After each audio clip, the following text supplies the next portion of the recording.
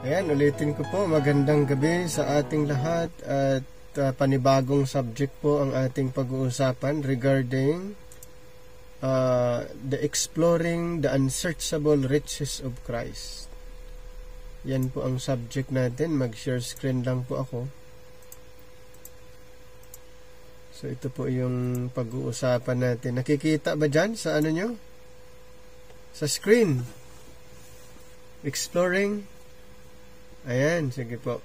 Exploring the unsearchable riches of Christ.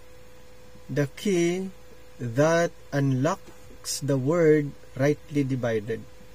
So ito po isa sa pag-uusapan po natin.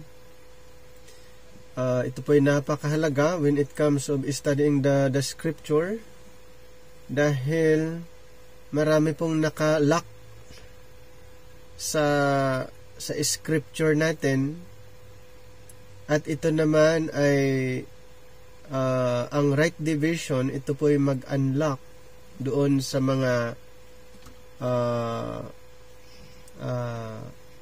naka-close na katotohanan or yung mga scriptures or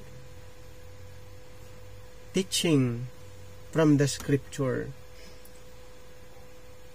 Bakit unsearchable? Ayan. Sasabihin ng iba, unsearchable na nga, bakit pa i-search? Oo nga naman. May point din. Pero ito pang unsearchable ay revealed na po. So, unsearchable riches of Christ, ito po ay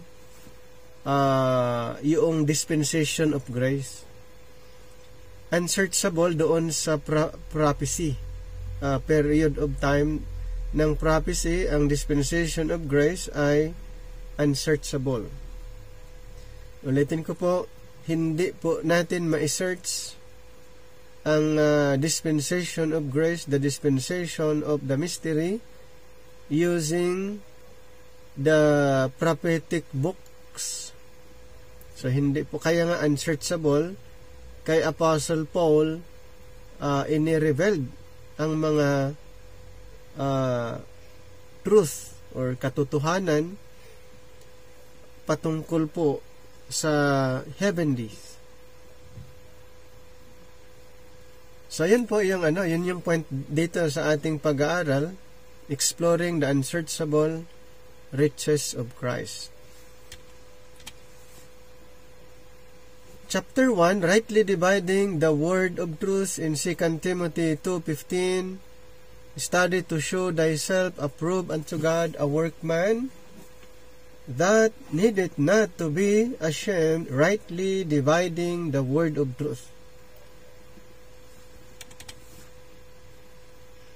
So the purpose of this study is to establish the reader in God's message for the church, the body of Christ, during this present age of grace. So the content of this volume has been developed over nearly a 25-year period, and we pray it may help you enjoy the Word of God in a deeper sense. It clearly transformed this author's life when he first came to a knowledge of the Word rightly divided. Before that time, the Bible was a closed book which seemed to generate more questions than answers. But thanks be unto God, we can add our voice to many of the past and present, that the key which unlocks the secret is rightly dividing the word of truth. So through right division unlocks the secret.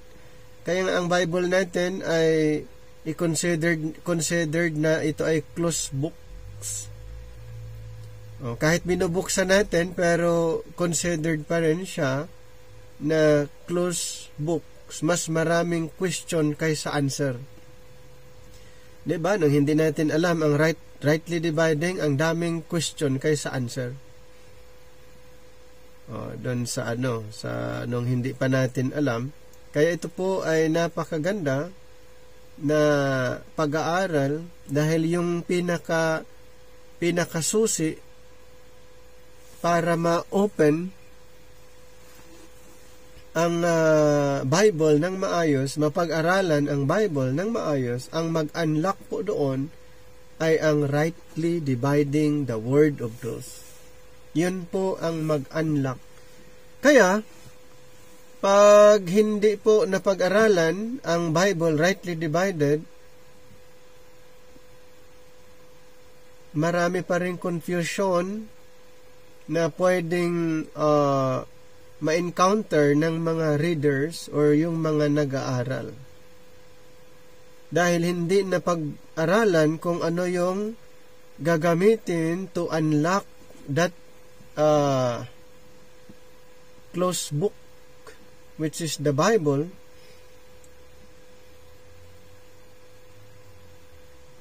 So, ang pag-uusapan natin ay yung susi para mas maunawaan natin ang Scripture. Okay? So, ano po yung mag-unlock doon sa secret? Sa Bible po natin, rightly dividing the word of truth. Perhaps, for some, we are about to embark upon a journey through uncharted waters. However, we will soon show that the Apostle Paul charted the way many years before us, while the church at large has lost its course on the sea of confusion. Wow. Mayroon pong talagang matindi. Pag sinasabi nating sea of confusion, mas maraming confused. Mas maraming hindi nakakaunawa kung pag-uusapan ang gospel of the grace of God. Mas marami po na ang hindi nakakaintindi kung pag-uusapan natin ang gospel of the grace of God. At maraming hindi rin nakakaintindi kung aaralin mo ang Bible rightly divided. At isa pa na hindi rin nauunawaan pag ipapangaral mo yung prophecy and mystery. At saka law and grace, the kingdom gospel and the grace gospel, the rapture and the second coming, at marami pa. So the lights of the glorious gospel of grace will safely guide all those who seek the truth to a clearer knowledge of God's will. So para maiwasan yung confusion, para maiwasan yung confusion, ito po yung solusyon. Okay? Nandito na po.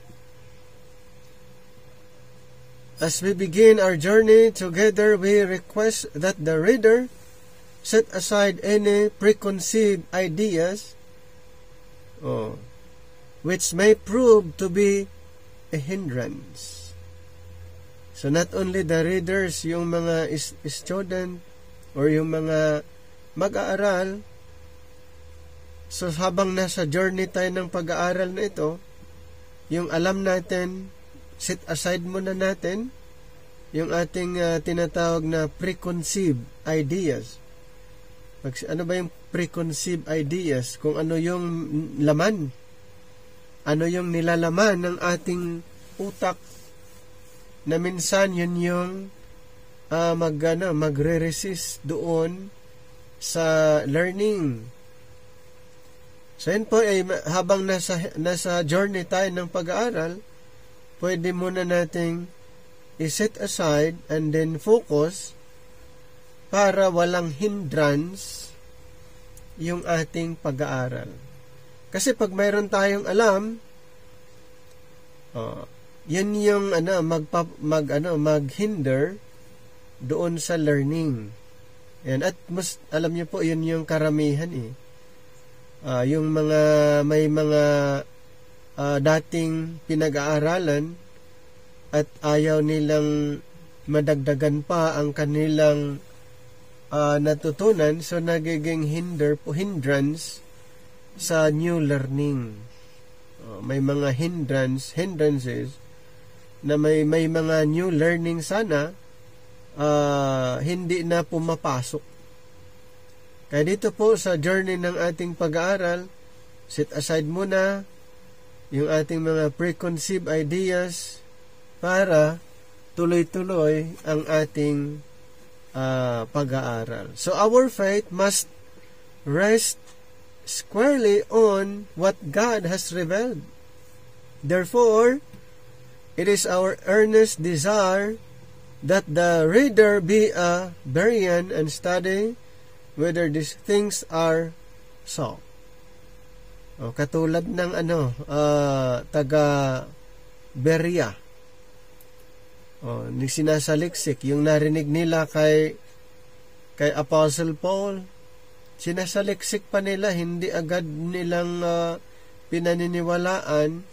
They actually search the scriptures daily. Hindi agad-agad ganon search. Ayan, search the scriptures katulad ng mga Berean. Okay? So may mga pagsasaliksik. Hindi sila huminto, at ganon din tayo, katulad ng mga Berean ay nagsasaliksik.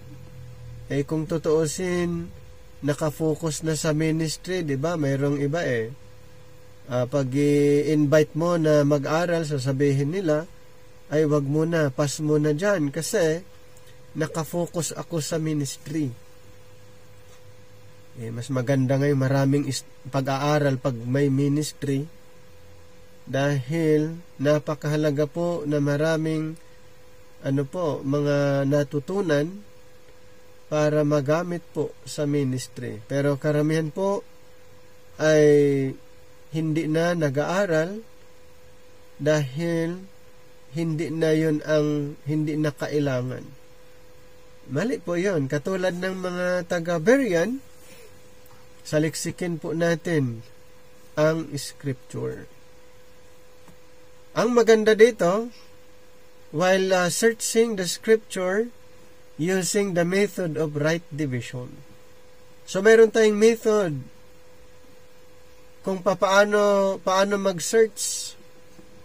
Meron tayong method na ginagamit para ma-search ng maayos ang scripture at hindi po maghahalo. Di ba, napakaganda po na while searching, mayroon tayong ginagamit. Ayan. Mayroon tayong ginagamit na method. So, yung mga taga-Berea ay nag-search. Sinesearch nila ang scripture. Talagang pinag-aralan nila araw-araw. Rightly dividing the word. Now, the Holy Spirit places great importance upon the need to properly divide the word of truth. Our Lord Himself rightly divided the scriptures when He entered the synagogue in Nazareth, where He read from the book of Isaiah. So even the Lord Jesus Christ, before He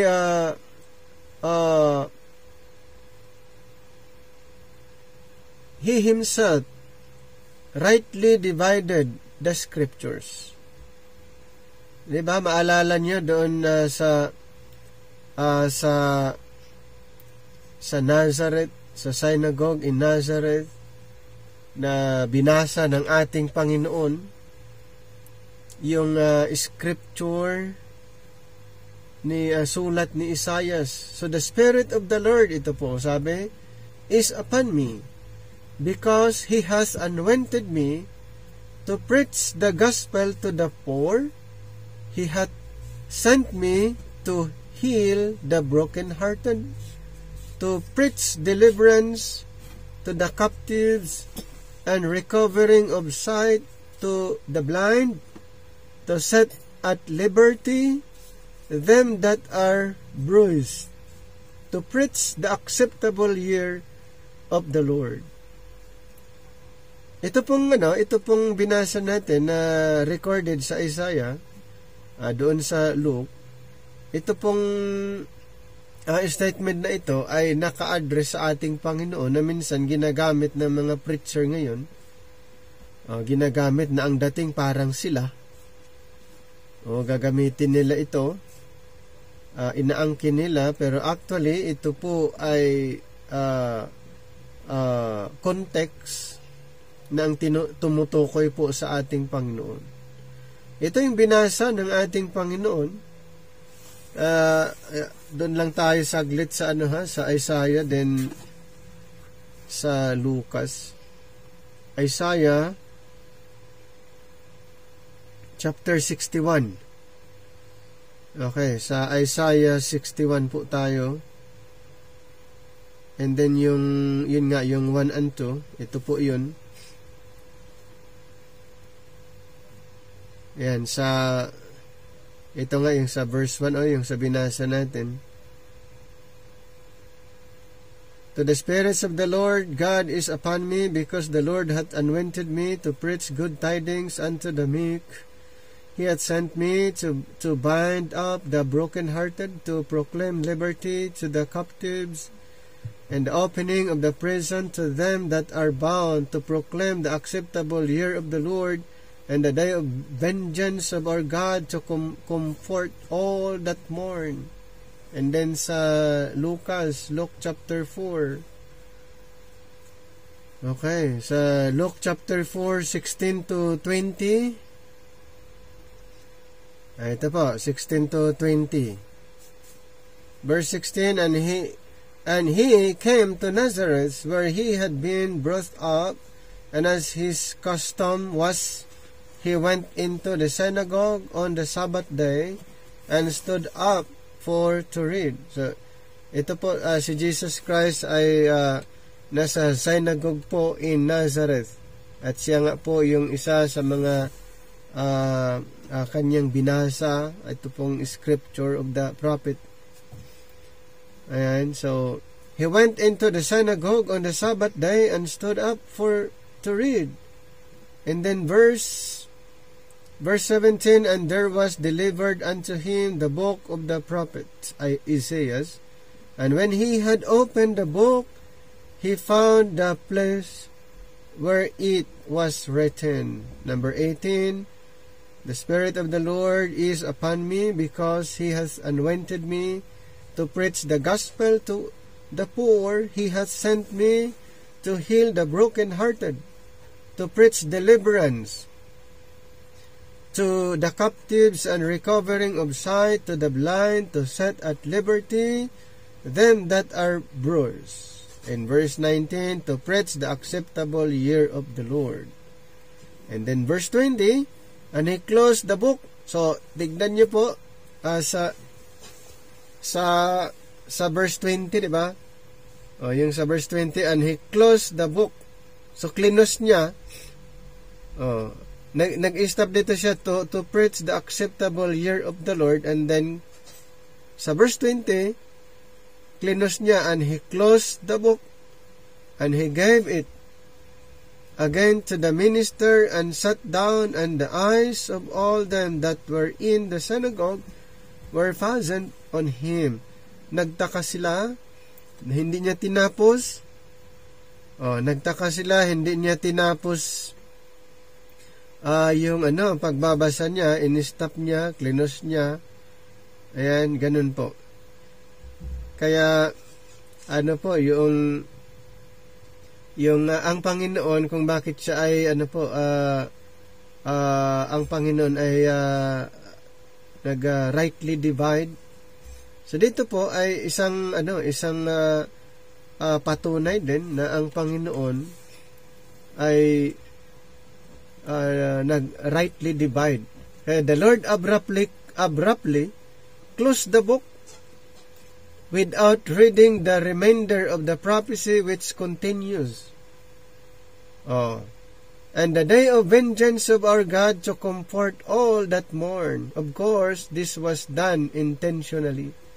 Because the first part of this prophecy was, tignan niyo po kung ba ang reason kung bakit klinos niya, kasi ito po yung first part of this prophecy was fulfilled before the very eyes of his hearers.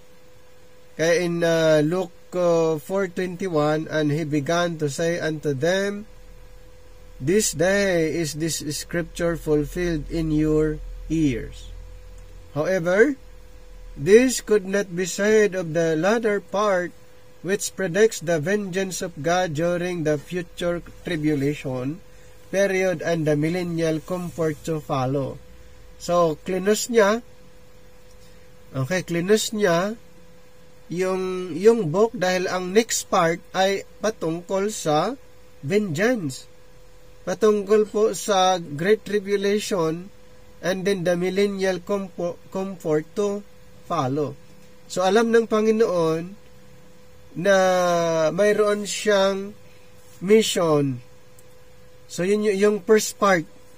Diba sa binasa natin, ang first part kasi doon, sabi niya, the Spirit of the Lord is upon me because He has anointed me to preach the gospel to the poor. He had sent me to heal the brokenhearted, to preach deliverance to the captives and recovering of sight to the blind, to set at liberty them that are bruised. So, ito yung first part. Ngayon, kung itutuloy niya, yung vengeance, tribulation, future tribulation, so magkaroon ng conflict na habang nagtuturo siya, halimbawa, kung wala pong ibang part doon sa prophecy na dapat niyang gagawin, magkakaroon ng tinatawag na confusion. Very confusing pag ganon, dahil nangangaral siya at tapos biglang may great tribulation. So, yun ang reason po. Mayroon pong dalawang program. Doon sa binasa kasi niya, mayroong dalawang programa na pwedeng maganap, pero ang ginawa niya, yung binasa, in-stop niya at sinabi niya sa dito nga sa verse 21, and he began to say unto them, this day is the scripture fulfilled in your ears. So, yung tinutukoy niya, yung first part. Yung first part lang. Kaya marami pong nagtaka sa kanya na klinos niya ang book, hindi niya tinapos at sinabi pa niya na natutupad ang nakasulat doon sa scripture na yon na kanyang binasa. Ayan. So, maraming nagulat doon dahil nga klinos niya agad. Dahil pala, yung next part doon ay ang Great Tribulation. Ang next pala, kung babasahin niya, ay yung Great Tribulation and then the coming millennial kingdom. Siyempre, yung siya'y nung siya'y nandito po, first part po ang kanyang ginawa. Okay? Yung pagtuturo. Hindi siya yung judge. Pero may nagtuturo siya regarding sa ng mga broken-hearted, and then he preached deliverance to the captives and recovering of the sight. So, separate yung judgment, separate din yung naging savior siya. So, separate yun na siyang maging judge, separate din nung siya'y savior. So, he was rightly divide the scripture. Na ano yan, siya mismo ay nag-rightly divide. Diba? Siya mismo, ang Panginoon mismo ay ginamit niya yung method na inintroduce din niya kay Pablo at inintroduce din sa mga believers ngayon. Ito po ay galing sa Panginoon. Dahil ang Panginoon mismo ang yung gumamit. Kaya walang mix na nangyari maging sa kanyang sa kanyang ministry. Diba? Kaya napakahalaga na katulad din ng ating Panginoon. So the following statement, ito nga ang nangyari. The following statement may be shocking to some, but it is true. Our God is a God of division. So in the beginning, He divided the waters which were under the firmament from the waters which were above the firmament in Genesis 1:7. So, mismo ang Panginoon, siya talaga yung pinaka-author, yung reason, siya yung nag-start talaga.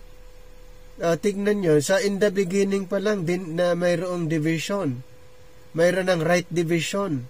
Kaya hindi pwedeng maghalo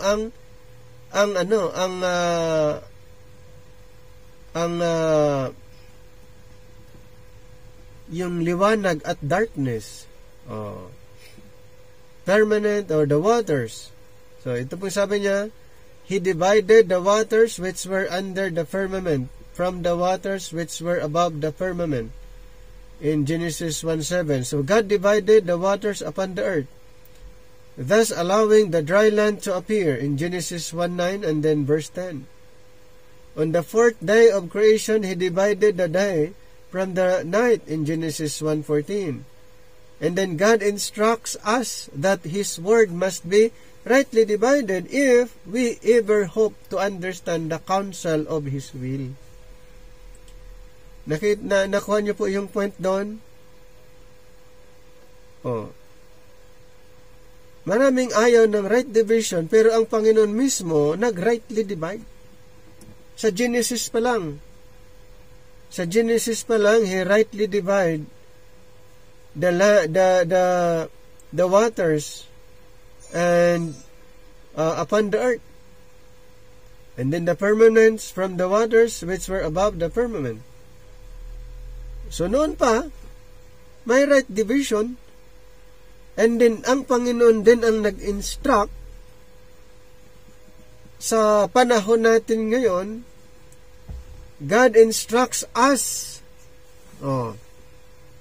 that His word must be rightly divided. Kaninong instruction? Instruction ng Panginoon. Sino ang binigyan ng instruction? Yung mga grace believers. Paano kung hindi sinusunod yung instruction?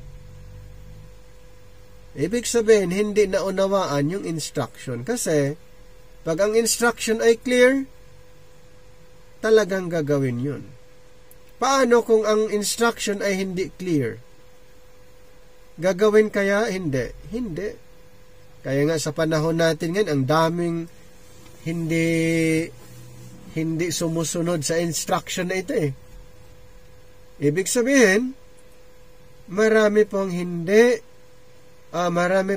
nakakaalam or hindi clear ang instruction sa panahon ngayon. Kaya good news po para sa atin na mga nag-aaral, hoping na unti-unti po na-enlighten ang ating kaisipan kung bakit napakahalaga ang pag-aaral ng right division, rightly dividing the word of truth. Dahil ito po ay instruction ng Panginoon sa atin. Kaya nga sa Genesis pa lang, ang Panginoon nag-rightly divide na. Sa time ni Jesus Christ, nag-rightly divide din siya. Oh. At sa time ni Pablo, in-instruct na niya ang rightly dividing. Ayan.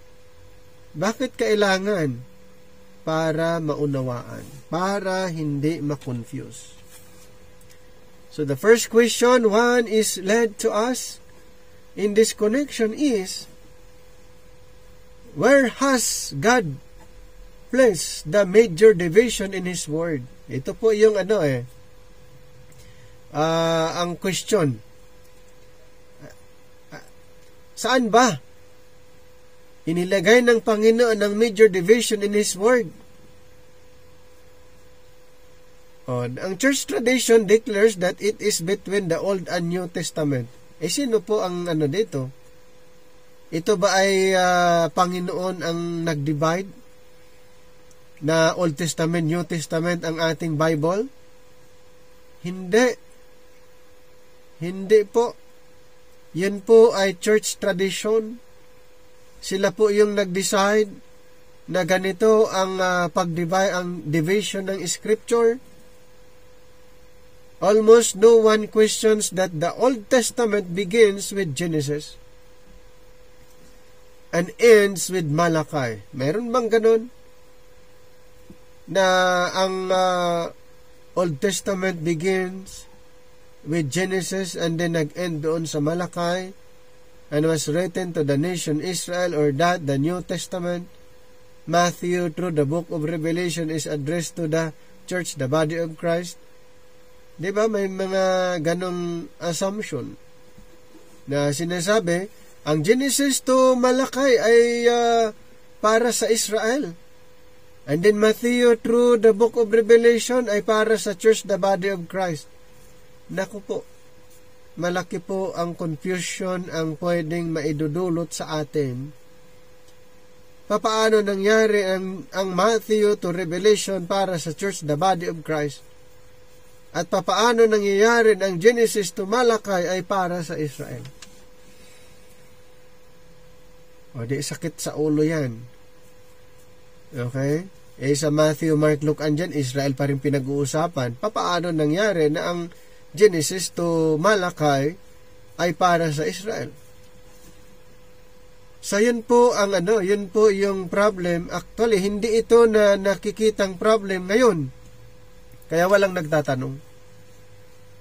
Hindi ito nakikita na problema sa panahon ngayon. Pero sa mga nag-aaral ng rightly dividing the word of truth, nag-aaral ng right division, ang dami pong tanong patungkol diyan. Diba? Quite honestly, we believe it is time that this traditional view be challenged on the basis of its scriptural inaccuracy. Like sheep following one another down the wrong path, the church has fallen victim to the same. Tama. Traditional view. Kung doon tayo sa traditional view, hanggang ngayon ipapasa natin next generation, ganun pa rin, pasa-pasa, generation to generation, ilang decades, ilang century, nakakalungkot po. Kaya ito yung time na ipapangaral natin ang scripture ng maayos. Hinahalin tulad nga ito sa isang tupa. Na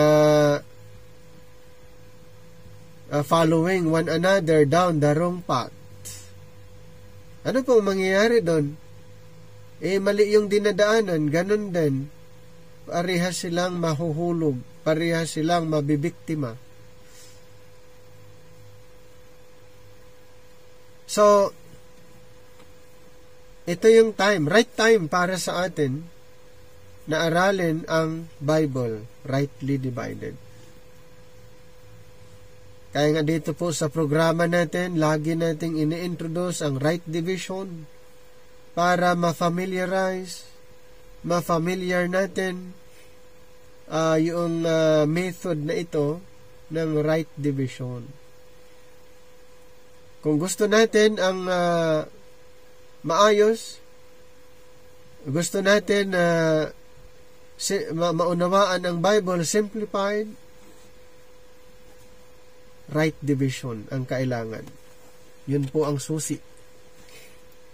It is difficult to determine who first introduced the format commonly known as the Old and New Testament. Di ba, hindi natin maano kung sino yung unang nag-introduce. Bakit ganon? Bakit ganon ang ginawa na Old and New Testament ang division ng Bible? O kung aaralin natin, hindi talaga yun ang right division, Old Testament, New Testament. Kaya may defect. Hindi kasi God's division yun eh. Hindi kasi ang Panginoon ang ano doon na nag-decide na yun yung division. Ang gumawa niyan ay tao. Tao yung nag-decide. Kaya ang tawag diyan is man-made division. One thing we certainly know, it is a man-made division. Whoever was responsible undoubtedly surmised that since there was a 400-year period between Malachi and Matthew, known as an intertestament period, this was the logical place to mark the major division in God's Word. We believe that this theory, though seemingly conclusive, has pointed one of the most important guideposts in the Word of God in the wrong direction and has caused untold confusion down through the centuries. Ang dami na ano. Ganun din ang mga reason. Okay? So, tao lang ang ano talaga, ang nag-decide na ito yung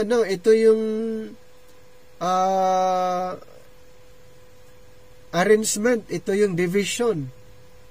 So, hindi kasali yung syempre, yung tinatawag na intertestament ay hindi isinali. And then, dineclare na ito na yung division. Kinunclude na Old Testament, New Testament. Na ang New Testament sa Mateo nag-start. And then yung Old Testament ay nag-end sa Malachi. Ngayon, ang problem dyan, sino ang nagtapos ng Old Testament? Wala namang mababasa na si Malachi. At sino ang starting ng New Testament? Wala ding mababasa na sa Mateo. Sino po ang nag-declare? Yung tao lang ang nag-declare na yun ang division ng Bible, at hanggang ngayon, yun pa rin ang division ng Bible natin.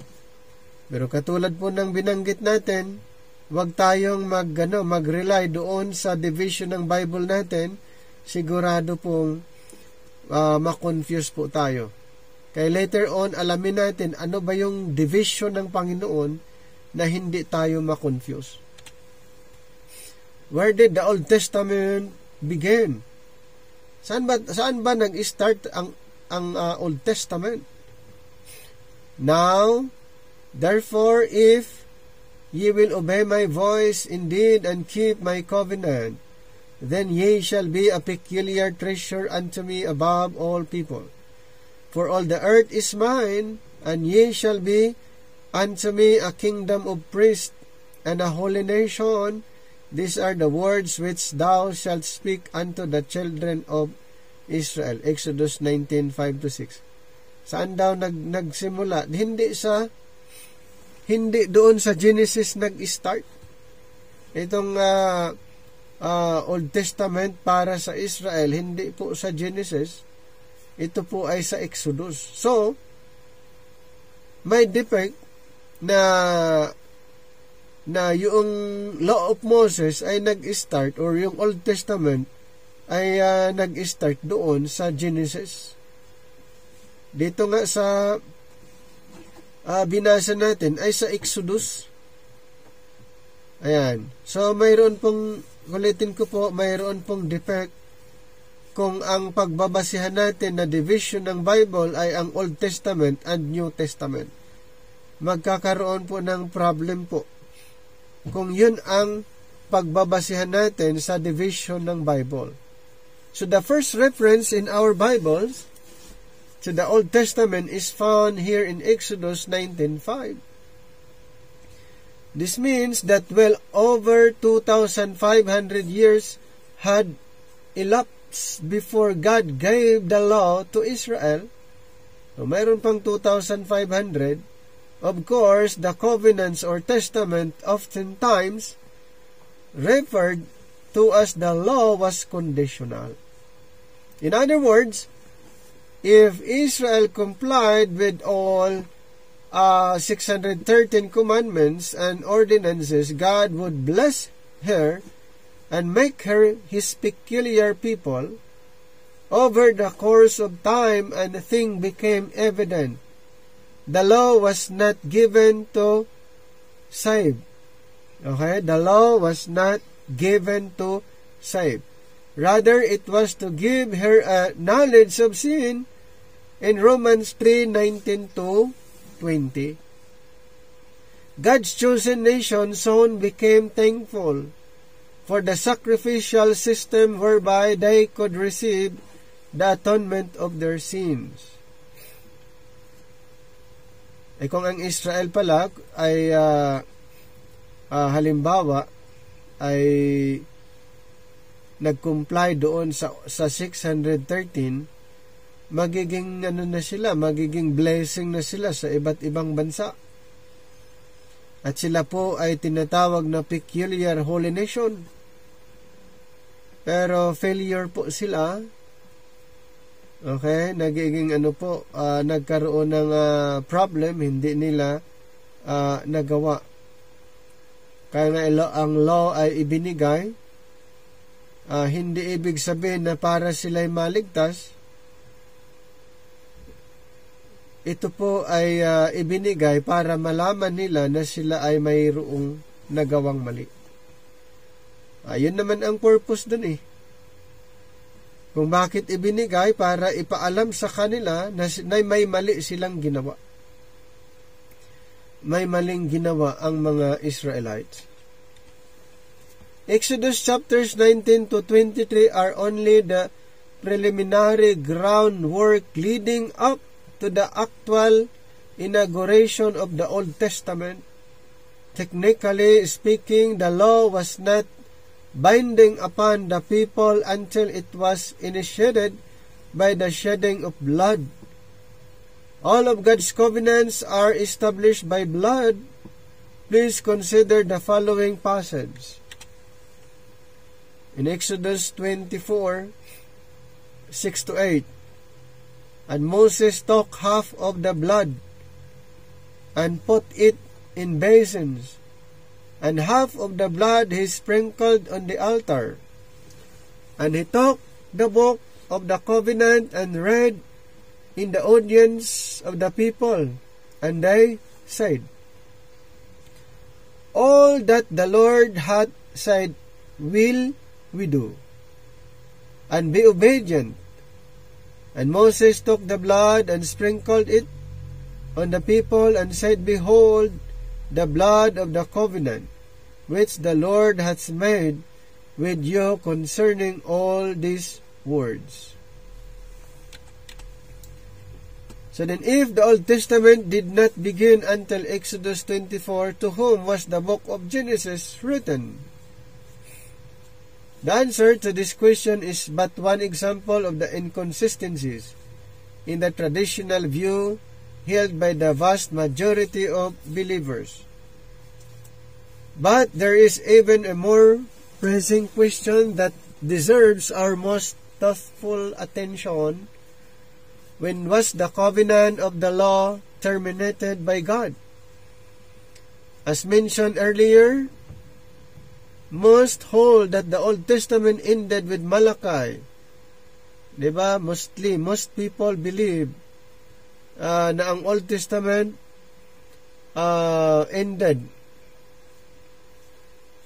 when Malachi closed the book that bears his name and said, Amen.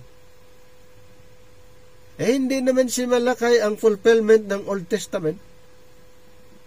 Pero ito po yung karamihan ng mga paniniwala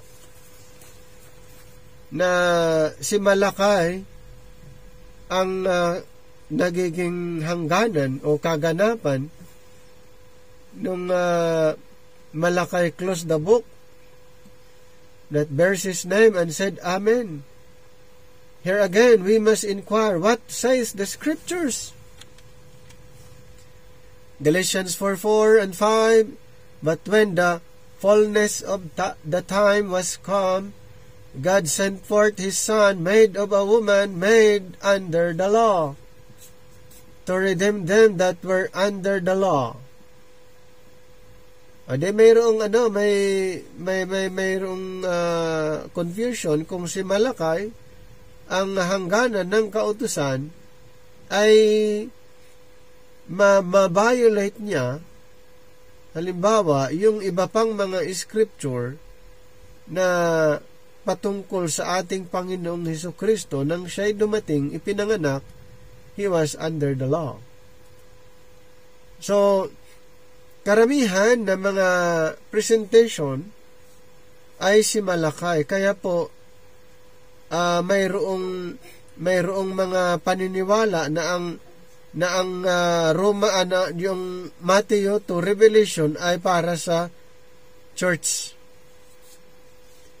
Tapos yung Genesis to Malachi ay para sa Israel. Kaya pala, may mga ganong understanding dahil doon sa idea na yon. Under the supervision of the Holy Spirit, the Apostle Paul reveals by means of inspiration that our Lord Jesus Christ, during His years upon this earth, lived under the Old Testament. So Jesus Christ, ulitin ko po, Jesus Christ, in His years, siya po ay under the Old Testament. Kaya hindi po New Testament ang Mateo. Okay? Ang Old Testament ay hindi rin po nag-end sa Malachi. Dahil nga, ang Panginoon, nung siya'y dumating, during His earthly ministry, ay continuation po sa Old Testament. O di may defect na po yung unang paniniwala na hanggang ngayon ini-embrace pa rin yung ganong klaseng paniniwala kahit may defect. In fact, the primary purpose of Christ's first coming was to redeem those who spent their lifetime in bondage to the law of Moses.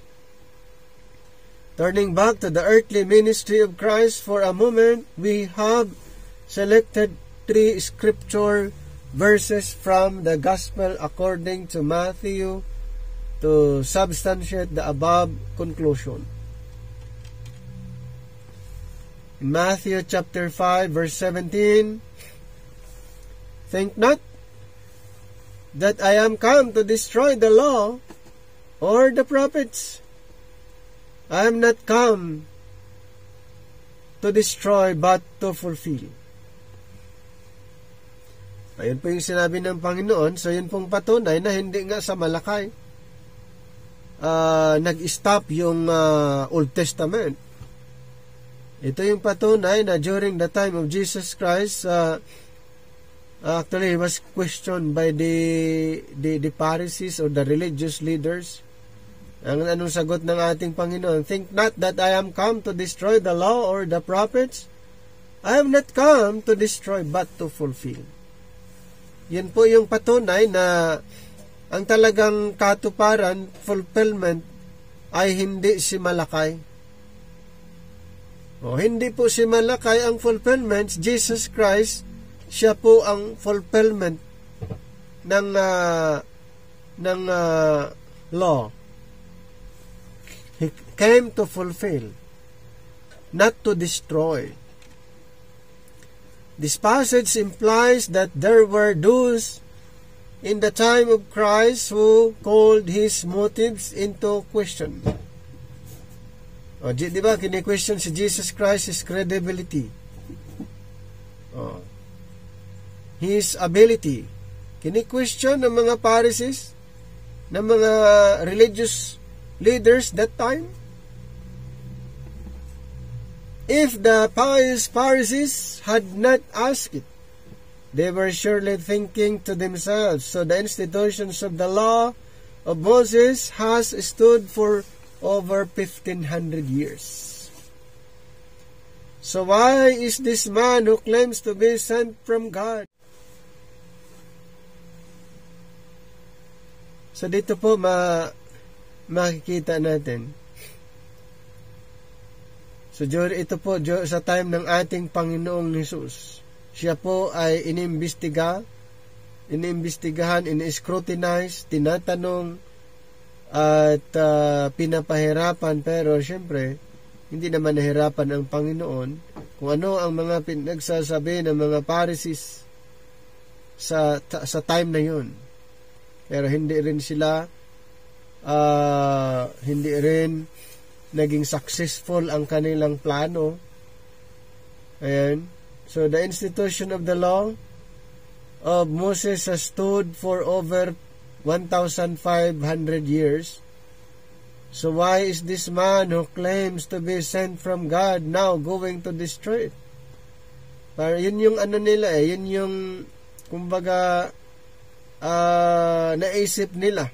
So our Lord quickly disarmed his critics. Unaware, parang hindi sila aware doon sa kanilang sinasabi, kaya ang ating Panginoon quickly disarm his critics, and in so doing teaches us that one of his mission was to fulfill the law, which plainly indicates he observed it to the letter.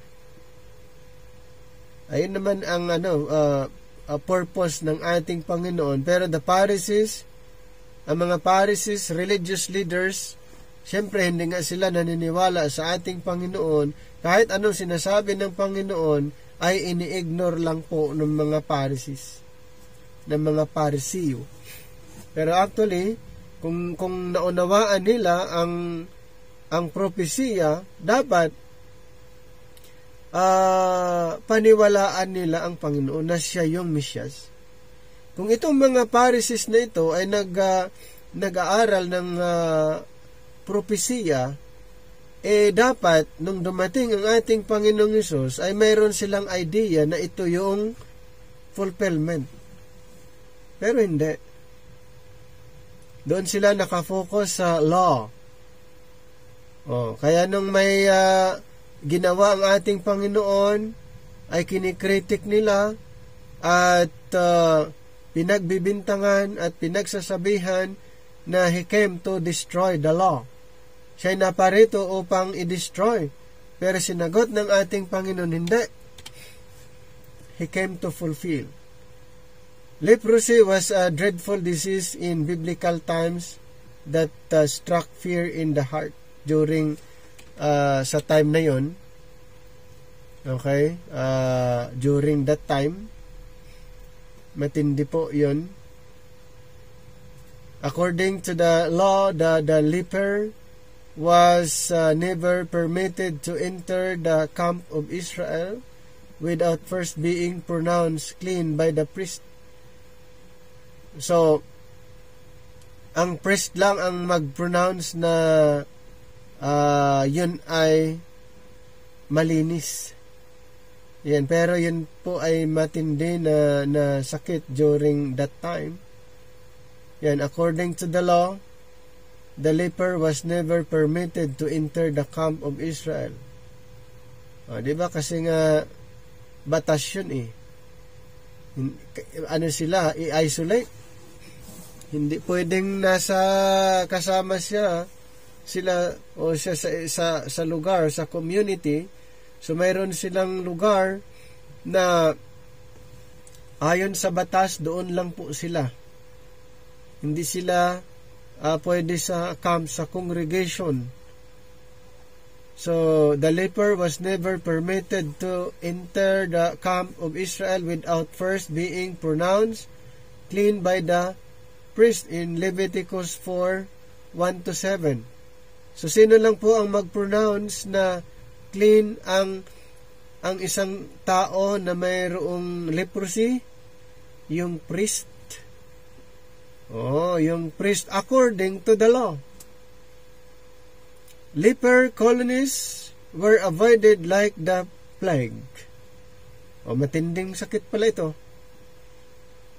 But in the event someone came into contact with a leper, they often cried aloud, "Leper, leper, leper," which was humiliating to say the least. Our Lord, on the other hand, had compassion on these poor souls. Thus, on more than one occasion, He healed their infirmity. One such case is found in Matthew 8:3. So, sa Matthew chapter 8, verse 3. And Jesus put forth His hand and touched him, saying, "I will, be thou clean." And immediately his leprosy was cleansed. And then yung 4, and Jesus says unto him, "See, thou tell no man, but go away, show thyself to the priest, and offer the gift that Moses commanded for testimony unto them." Ayun po yung siyempre, yun naman talagang mission ng ating Panginoon. Ayan, pagalingin ang mga may sakit. At isa nga dito ay kanyang pinagaling. Pero sa batas ni Moses ay dapat ma-isolate. Hindi siya pwedeng ihalo. Kaya ito yung mga ino-observe ng mga Pharisees. Ito yung mga ginagawa din ng mga Pariseo. Yung pinagbabase nila, yung law of Moses. And Jesus put forth His hand and touched him, saying, "I will be thou clean." And immediately his leprosy was cleansed. And Jesus says unto him, "See, thou tell no man, but go thy way, show thyself to the priest, and offer the gift." So, kumbaga, mayroon pa rin, kasi yung law of Moses ay nag-exist that time. Kaya, ayon sa law of Moses, mag-aalay siya. So, the diligent reader will agree that the Old Testament was still alive and well up to this point, as our Lord tells that leper to show himself unto the priest. So, kaya hindi talaga sa Malakay. Hindi sa Malakay ayon sa mga paniniwala ng karamihan. So, during the time of Jesus Christ ay pinag-uusapan pa rin yun. Yung mga Pariseo, they observe pa rin doon sa law of Moses. Yun nga ang kanilang basihan para i-accuse, para yung isang tao i-condemn dahil doon sa batas na yun. Dahil itong mga Pariseo, sila yung expert of the law during that time.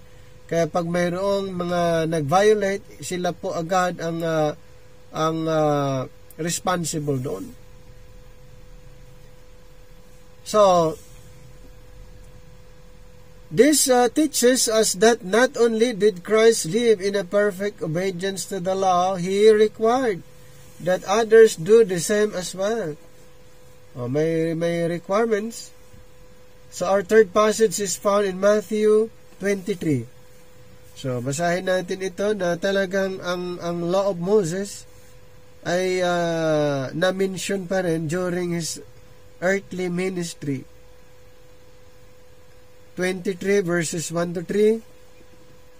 Then spake Jesus to the multitude and to his disciples, saying, the scribes and the Pharisees sit in Moses' seat. Number 3. All, therefore, whatsoever they bid you observe, that observe and do, but do not ye after their works, for they say and do not. Ito po yung mga Pharisees, magaling silang magsalita. Kaya dito ay sinabi, yung sinasabi niya gawin nyo, pero wag nyo silang tularan. Ganun pa rin, nandun yung na-mention yung na-mention si Moses. Yun yung kanilang pinagbabasihan. Where our Lord, who is now standing in the shadow of the cross, utters these solemn words of warning. Then spake Jesus to the multitude and to his disciples, saying, the scribes, yung tinutukoy niya, yung mga scribes, and the Pharisees, sit in Moses' seat. All, therefore, whatsoever they bid you observe, that observe and do, but do not ye after their works, for they say, and do not. Sinasabi nila, hindi naman ginagawa. Need we say more? We believe it can be correctly said that Matthew, Mark, and John are Old Testament scriptures. This may not set well with some. Nevertheless, it is the true testimony of Holy Scripture. According to the Colossians 2:14, the abolition of the law took place the day Christ died. Yun yung patunay na hindi doon sa Malakay. Hindi si Malakay ang kaganapan ng Old Testament ayon sa paniniwala ng karamihan, tapos yung si Matthew, yung starting ng New Testament. Doon natin makikita na mayroon pong problem doon sa ganong klaseng stand ng paniniwala ng Old Testament ay kay Malakay nag-close. Sa Colossians 2:14 pa lang mababasa natin na inabolish yun nung si Kristo'y namatay. On the divine side of the ledger, full payment for the debts of our sins was made at Calvary.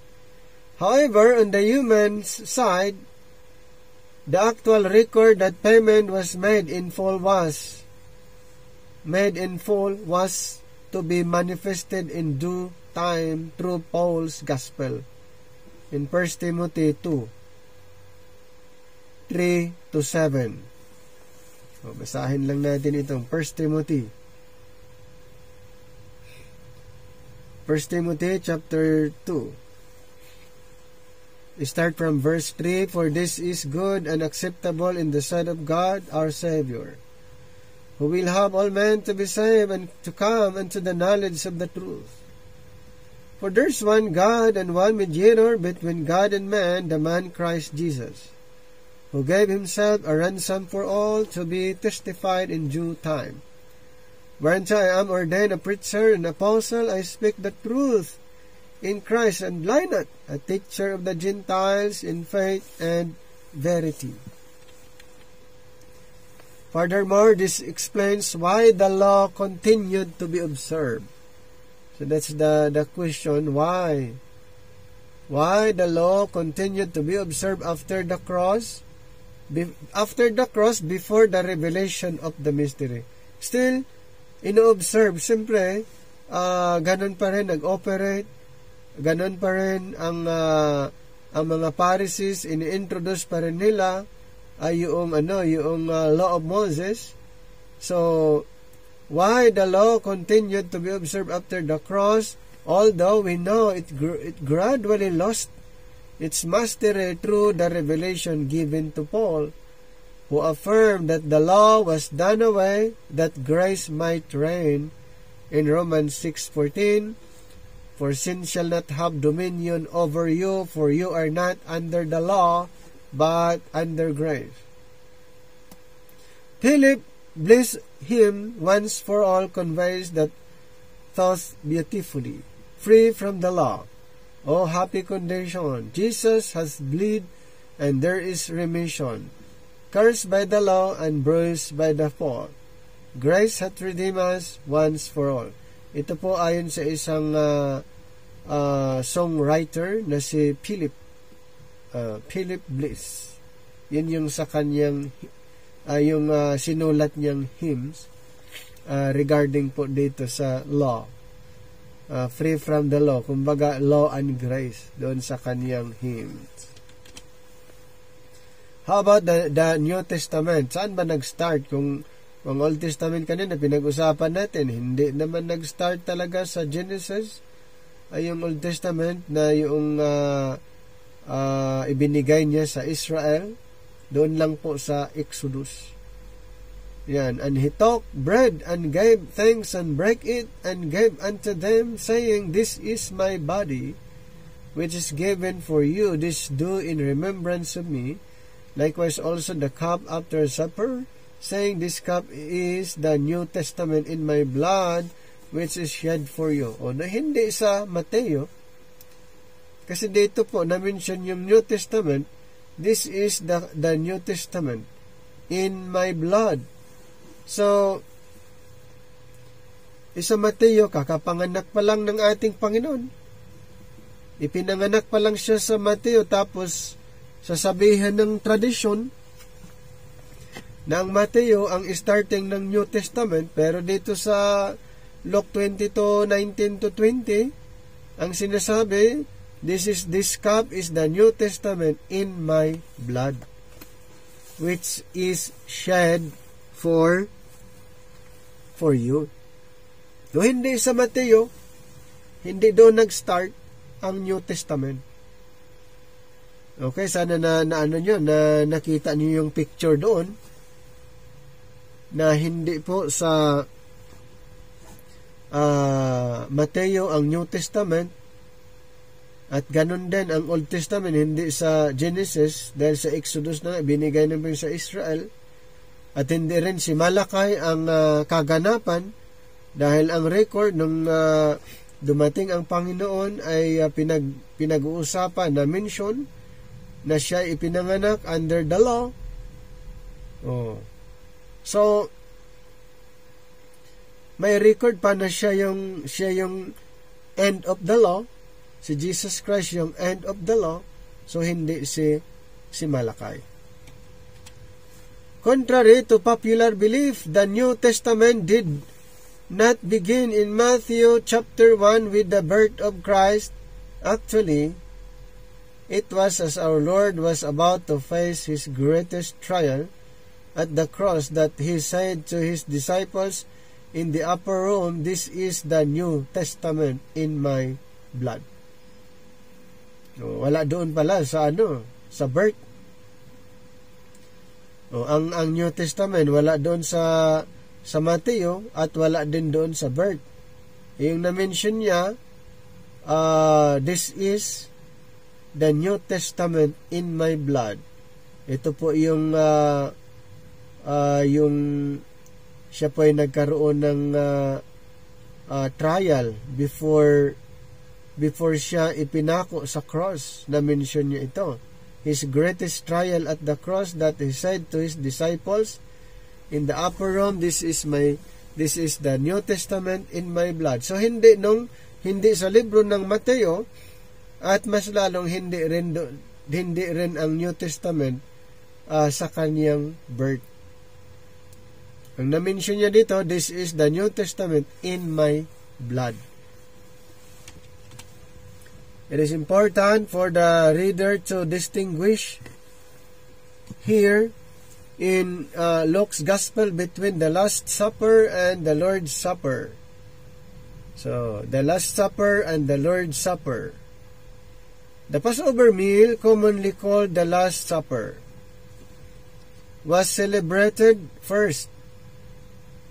Okay, celebrated first. So, iba ang Last Supper. Okay, iba ang Last Supper, Lord's Supper. The Passover meal, commonly called the Last Supper. Ano po yung Last Supper?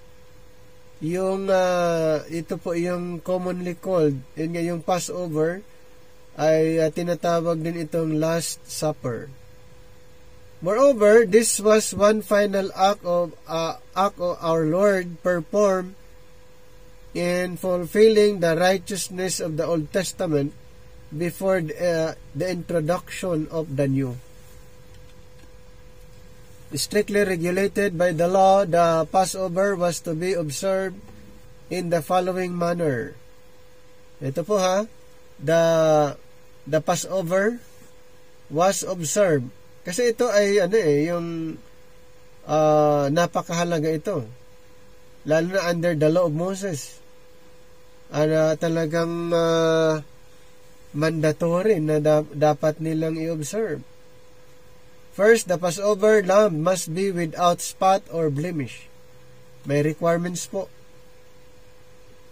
Sa Passover lamb, may requirements ang Passover lamb without spot, without blemish.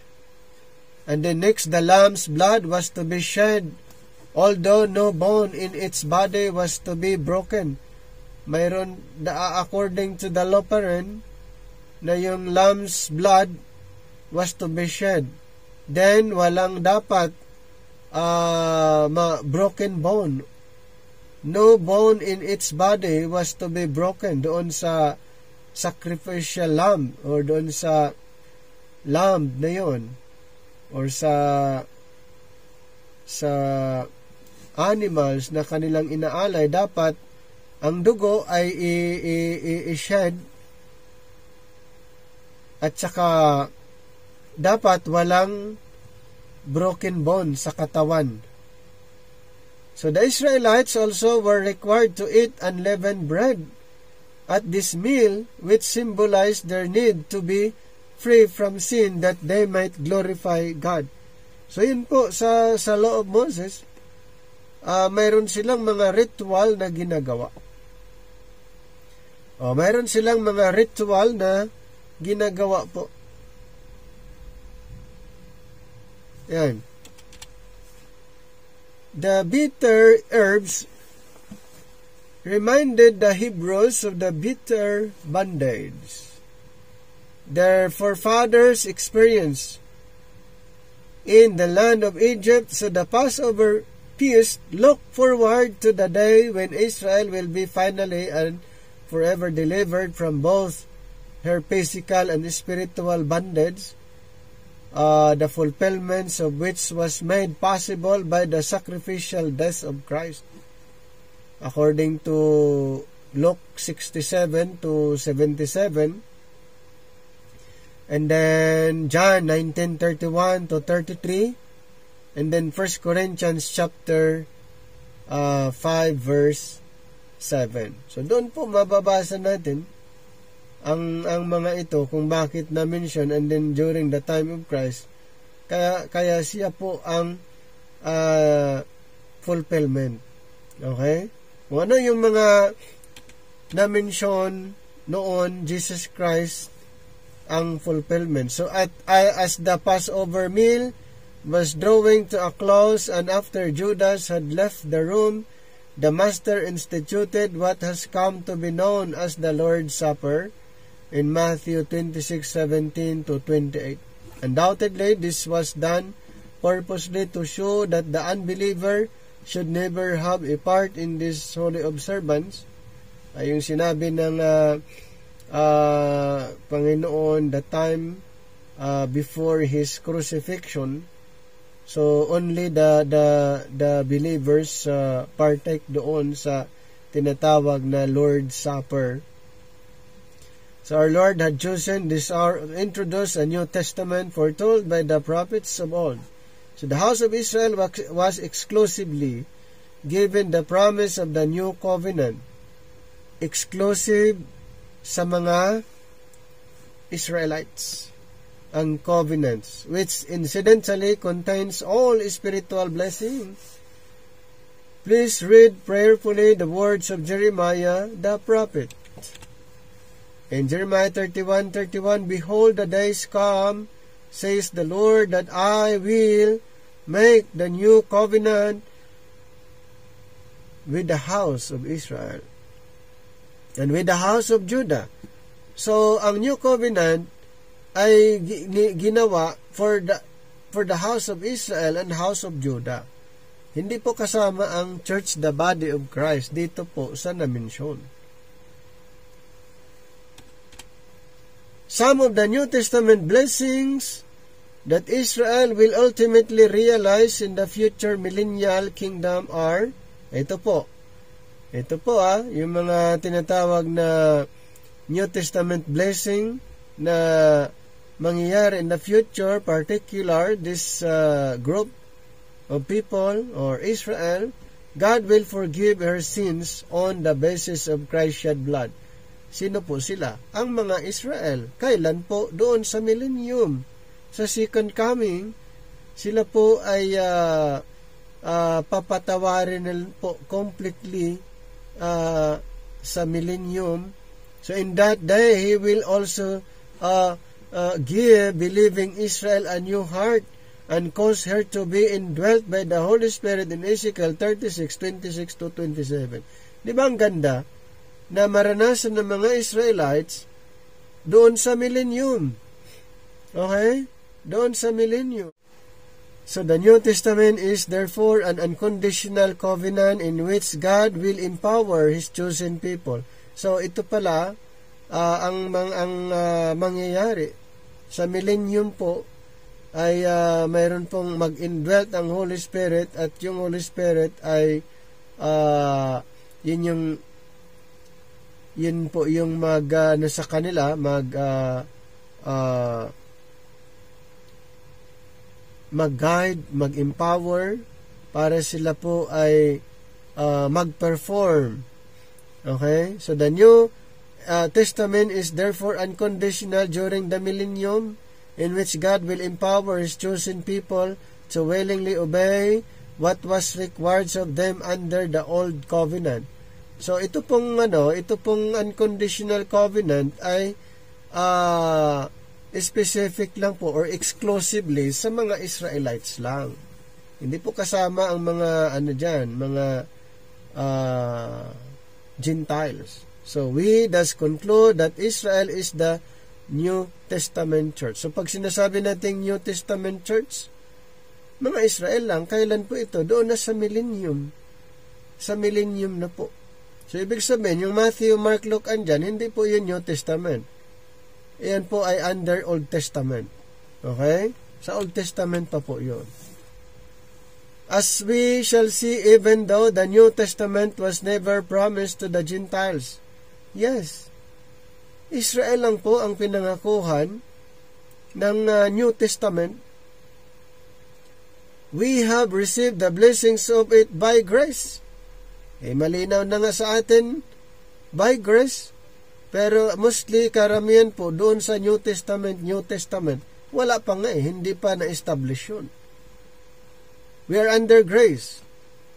This conclusion is based on Romans 15:27. For, if the Gentiles have been made partakers of their Israel's or spiritual things, their duty is also to minister unto them in carnal things. Hence, the apostle informs us that we too are able ministers of the New Testament, 2 Corinthians 3:6. So, hindi ibig sabihin, pag able minister ay under. Okay? Able ministers, hindi ibig sabihin ay under. Yes, we are able because we knew. We studied. alam na na-rebelled ng Panginoon ang dispensation of the grace of God, and we are able ministers lahat. Okay? Na-rebelled na. Hindi ibig sabihin na able minister ay ilalim. So, pwede nating ituro from time past, but now ages to come. We are able to minister. The importance of this cannot be overstated. For this reason, Christ has shed His precious blood once for all, direct accordance with His covenants. If we have no connection to it, then Christ must return to die again for the Gentile, which is unthinkable in Hebrews 10:9-10. So, wala pong ganon. Okay? Wala pong ganon na mamatay siya ulit, pero sa isang group of people. So, wala po. Okay? Ngayon, kung i-compare natin in summary, perhaps the following outline will shed further lights in the foregoing thoughts. In the Old Testament, ito po given to the nation Israel in Exodus 19:5. How about New Testament? Sa ibang grupo ba? Hindi. Made with the house of Israel in Jeremiah 31:31. O parehas lang. Balik tayo sa Old Testament. Ang Old Testament, conditional covenant. Ang maganda lang sa New Covenant, unconditional covenant. 613 commandments. Pagdating sa New Testament, is spiritual promises. The moral law, the civil law under the Old Testament, and the ceremonial law, here under the New Testament, the cleansing with blood, a new heart, and then the Holy Spirit. The duration of 1500 years from from kingdom through eternity, and then duration 1,000 years, the Moses to the cross. If both the Old and New Testament were established with the house of Israel, then this could not possibly be the major division, God's Word, which raises the question, where do we fit into the picture as members of the church, the body of Christ? Kaya hindi pa rin talaga natin masabi na ang Old and New Testament, ito yung major division, dahil nakita natin na para sa Israel pa rin. Wala yung church, the body of Christ. So, hindi pa rin yun ang ating basihan na ang major division ay ang Old and New Testament. Ayon dun nga sa mga na-mention natin, mga reason, ay hindi po yun ang major division in God's Word. Okay? Kasi ang Old Testament para sa Israel. Yung New Testament sa Israel lang din. Nasaan yung church, the body of Christ? Kung yun ang ating pa rin, hanggang ngayon ay sinusundan yung Old Testament, New Testament. Parehas po na para sa Israel. Kaya next meeting, pag-uusapan na natin yung God's major division in His Word. So, kung hindi yung Old and New Testament, so mayroon pa, aalamin natin ano ba talaga ang major division.